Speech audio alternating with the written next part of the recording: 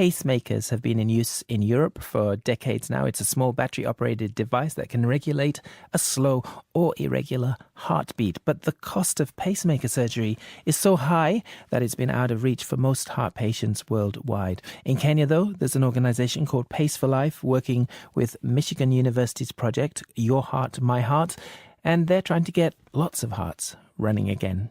Here's a report from Ferdinand Omondi. So just be sure not to touch those two cables. In the surgery room of this hospital in Kericho, the beeping machines are monitoring a critical moment. Surgeons meticulously inserting a pacemaker into the chest of a patient. The European and American doctors have been flown in by British NGO Pace for Life and its partners. They are not just saving a life, but also training the keen Kenyan surgeons also in the theatre. The pacemaker regulates slow heart rates, which in the worst of circumstances can cause death.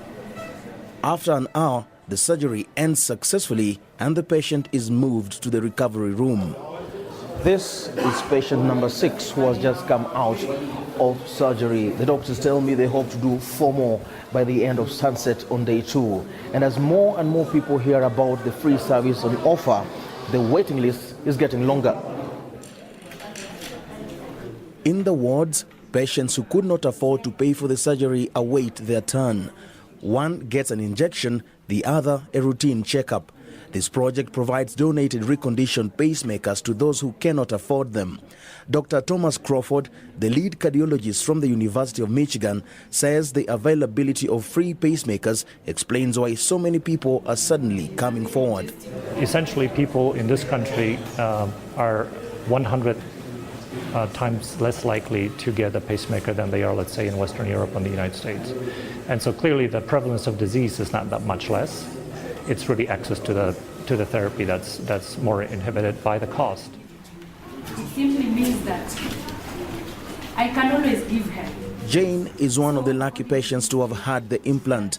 I meet her in the female ward where she's recovering while chatting with the matron on duty. Her left arm is strapped to protect the implant from sudden movements. The mother of 6 reveals that she has struggled with heart issues for 4 years. Sikuwa naweza kupumua vizuri. I couldn't breathe well, neither could I walk up steep slopes.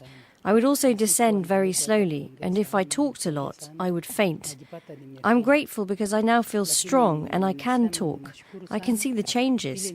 I didn't expect a pacemaker implant because when I was told it cost $5,000, I was shocked. I decided to go back home because there was no way I could raise that kind of money. Though the project kicked off in Kericho County, the long-term plan is to expand the program to other counties within Kenya. Local governments will be expected to sustain it, but Kericho's governor, Professor Paul Chepkwony, sets a promising tone. For avoidance of doubt, this service will remain free. Our principle is this is a very expensive service. These patients cannot afford. And as part of providing universal health care for the people of Kericho, and since we also don't discriminate, other Kenyans will benefit, other people from the region will benefit, we will avail it free of charge for the foreseeable future.